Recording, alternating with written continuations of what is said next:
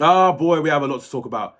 We have a lot to talk about. We have players to call out. We have players to praise. We need to speak on Allegri because Milan have just ended the 13-year curse, even though they beat them 7-0. My point is, one victory in Turin against Torino in the past 13 years. Christian Pulisic makes it two, and what a game. Like, genuinely, roller coaster of a game. The perfect example, like the prime embodiment of a game of two halves. Because Milan in the first half stank. Milan stank, and for the whole 45 minutes, I held abuse, bro. Yeah, I'm watching the game with my dad, who's a Milan fan. Oh, brother, I was getting water bottles thrown at me. Like, you know what it is? I feel like dads, they use their kids as like punching bags whenever a game of football is on. Holy shit, bro. He was Mike Tyson on my ass today. Not like that. My point is, he was Mike Tyson. He was Anthony Joshua. Crazy.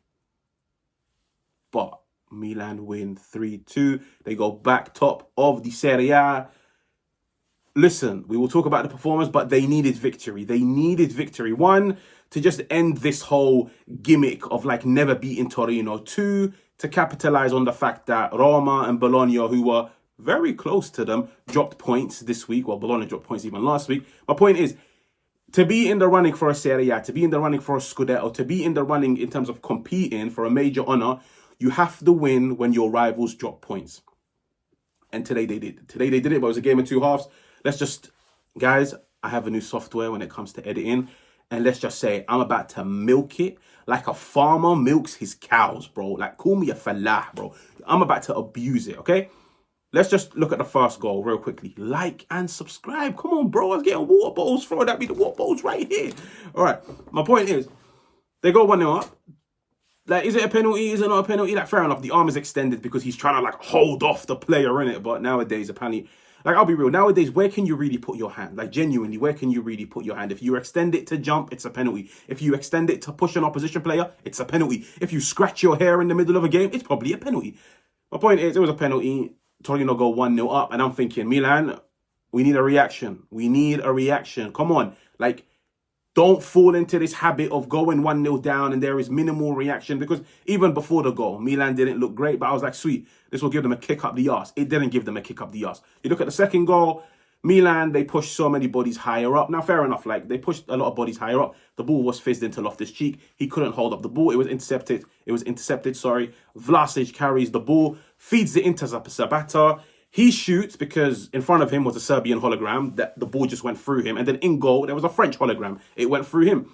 My point is, I just think nobody anticipated Zapata was going to shoot. Even I didn't, because when the ball was fed out wide to him, he wasn't really in a goal-scoring area. Like, he wasn't, like his whole view of the goal was obstructed by Pavlovic. And I think the reason why the ball ended up going through Pavlovic is because he wasn't anticipating him to shoot. Now, I can use that to defend Pavlovic, but at the same time, as a defender, you need to assess situations better. And even if he doesn't shoot, just make sure you've positioned yourself, like you've aligned your body in a way where even if a shot was to go off, you can block it. But I felt like his entire like body positioning was completely off.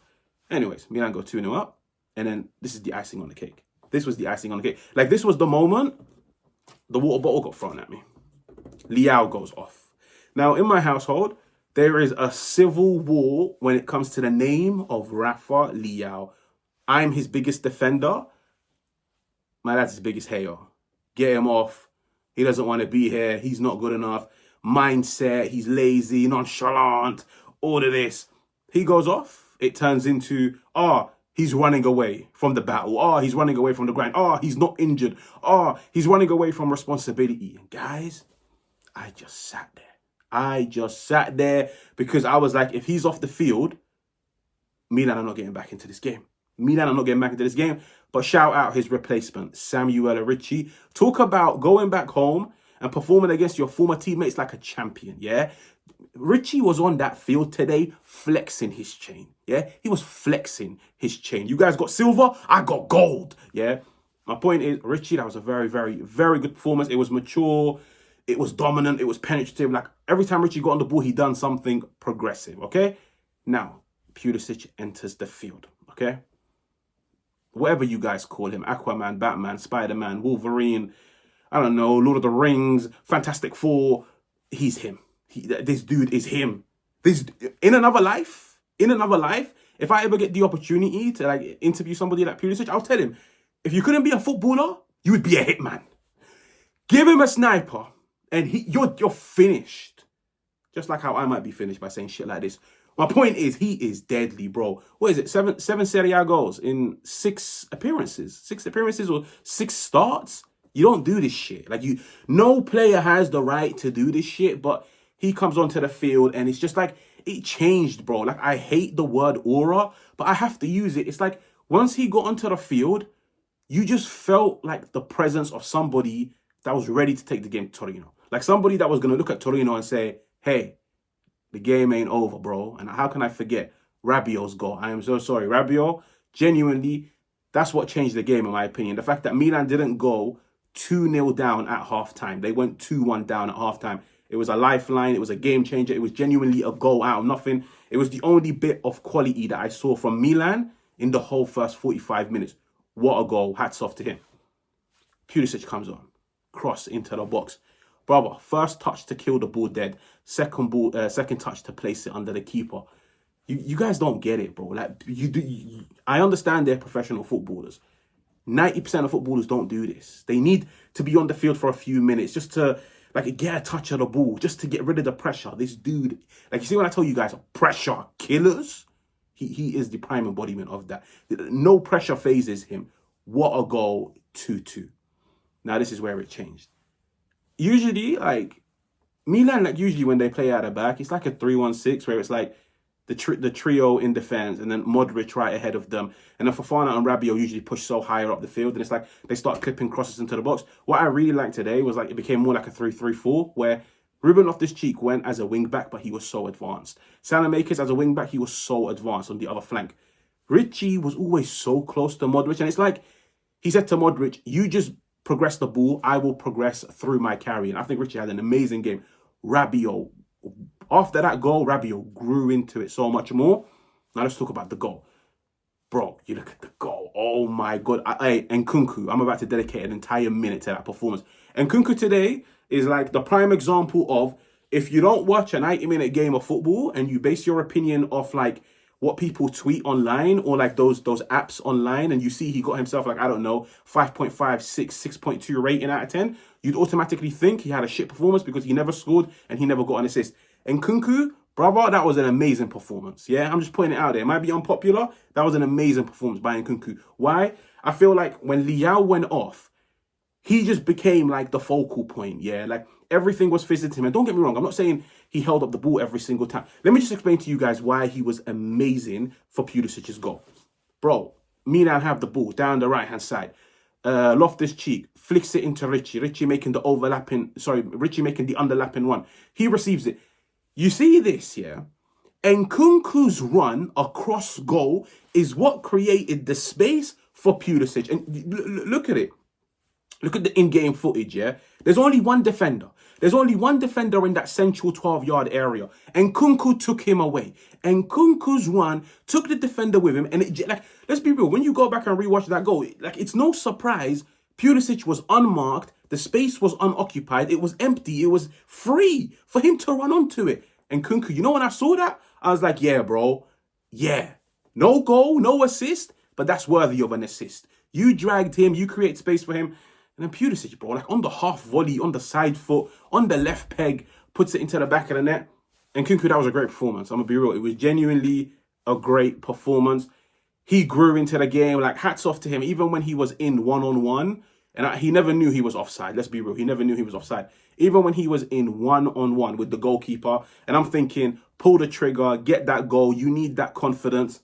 Slid it across to Pulisic for his hat-trick. Of course, it was offside. But it's more the thought, if you know what I mean. Like, it's more the thought that matters. The fact that he still wanted to be a team player, even when, in terms of output, he is struggling. But I think he had a very, very, very good game. Bro, it was genuinely a game of two halves. Like, it was genuinely a game of two halves. Second half, Milan were all over them. And it's like, the only concern that I have is, don't get into this habit of inviting pressure, going 1-0 down, and then now you've got a mountain to climb. Because I feel like today, Milan climbed Mount Everest because Pulisic was there. But on another day, Pulisic might not be there because, let's be real, Pulisic is not the most reliable when it comes to injuries. On another day, Pulisic might not be there. On another day, Leao might not be there. On another day, Nkunku might not have the performance that he had today. My point is, when you go into games, play on the front foot, take the game to the opposition, make sure to get the first goal. They always tell you in football, get that first goal. Why? It kills the sting of the game. It kills any opposition momentum. It drains their confidence. And now they have to push more bodies forward. And that's where you can catch them on the counter with like a Mike Tyson uppercut. But when you do go 1-0 down, especially, I think going 1-0 down in the Serie A is so difficult because they all just sit back in this like row of 5 with 3 ahead of them. It's difficult. Like, it's genuinely so difficult. And that's why in the second half, I was like, Milan, let me see what you guys got up your sleeve, yeah? No Leao. Pulisic hasn't entered the frame. Let me see if you guys can break down this Torino team. Like, can you break them down? Listen, Pulisic, both of his goals were great. Rabiot, fair enough, a goal from individual brilliance. But let's be real, like, football is a collection of goals from individual brilliance, goals from set pieces, goals from errors, and goals from team play. So when you look at today, it was 2 goals from team play, 1 goal from individual brilliance. They just need to kick on. I'm going to be real, they just need to kick on. I think their next game is what? Is it Sassuolo? Sassuolo have picked up a lot of form recently.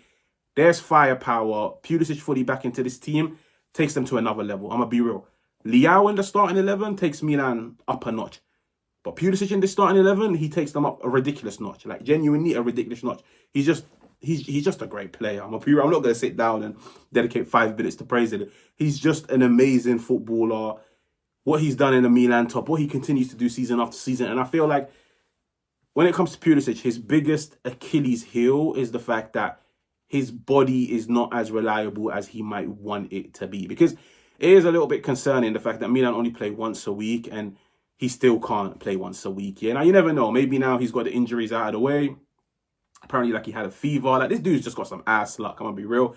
But if he can now kick on and just give Milan 10 games in a row. Bro, 10 games in a row. We're talking game week 25. Like, game week 25. If Milan are still in the mix for a Scudetto, every single one of you guys should believe. Like, you genuinely should. So, let's see what the future holds. Make sure to like, make sure to subscribe. Catch you on another one.